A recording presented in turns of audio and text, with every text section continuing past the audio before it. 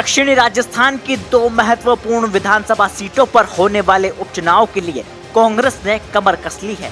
सोमवार को कांग्रेस के प्रदेशाध्यक्ष गोविंद सिंह डोटासरा उदयपुर पहुंचे, जहां डबोक एयरपोर्ट पर कांग्रेस कार्यकर्ताओं ने उनका गर्म जोशीले अंदाज से स्वागत किया। इस दौरान डोटासरा ने मीडिया से बातचीत में भाजपा सरकार पर गंभीर आरोप लगाए हैं और उपचुनाव की रणनीति को लेकर खुलासे किए हैं।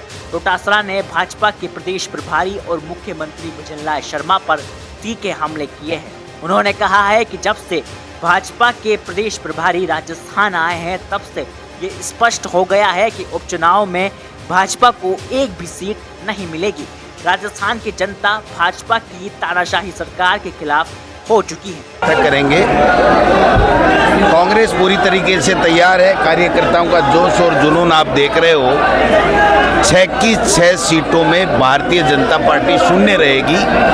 पहले भी शून्य का था, लेकिन जब से भारतीय जनता पार्टी के प्रदेश प्रभारी आए हैं, उसके बाद में ये तय हो गया है कि राजस्थान में 6 उपचुनाव में भारतीय जनता पार्टी को एक भी सीट नहीं मिल रही। ये जो उत्साह कार्यकर्ताओं का है, ये कार्यकर्ताओं का उत्साह है इस तानाशाही के खिलाफ।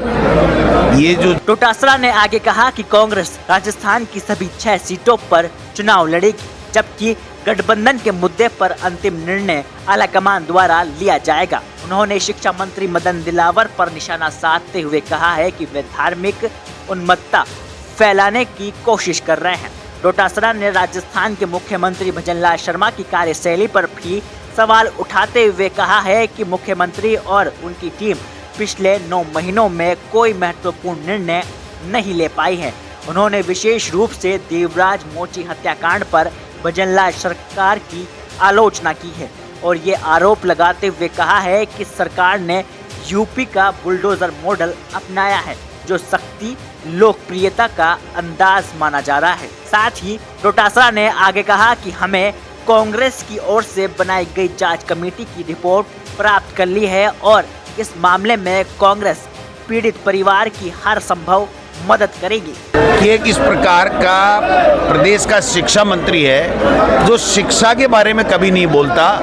बच्चों को कैसे संस्कारित शिक्षा दी जाए, कैसे क्वालिटी की एजुकेशन दी जाए, कैसे टीचर्स वहाँ लगा करके अच्छी पढ़ाई कराई जाए, उसके ऊपर बयान नहीं देंगे। आप बताइए, जिस विषय के ऊपर वो अनर्गल बयानबाजी कर रहे हैं, एनसीईआरटी का सिलेबस 2021-22 से लगा हुआ है और जब पूरे प्रदेश में एनसीईआरटी का सिलेबस हमने लगा दिया था, मैं जब शिक्षा मंत्री था, और वो एनसीईआरटी भारत सरकार के शिक्षा मंत्रालय के अधीन है, उसमें जो पाठ्यक्रम है वो ही तो पढ़ाया जाएगा। अब वो कह रहे हैं उन किताबों को जला देंगे, तो क्या मोदी जी और मोदी जी की सरकार के शिक्षा मंत्री के अधीन एनसीईआरटी जो पाठ्यक्रम बनाया गया है उसको ही वो जलाएंगे?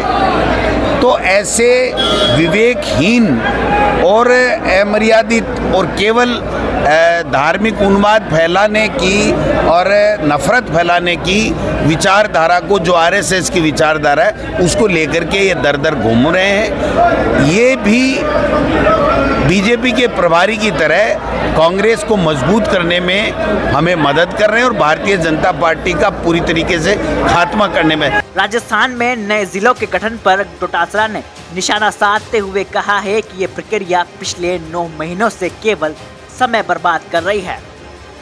उदयपुर में कांग्रेस के आक्रामक रुख और भाजपा पर उठे गए सवाल उपचुनाव के लिए सियासी माहौल को गरमा सकते हैं।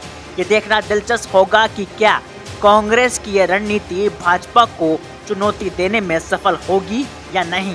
Bureau report, the fact India.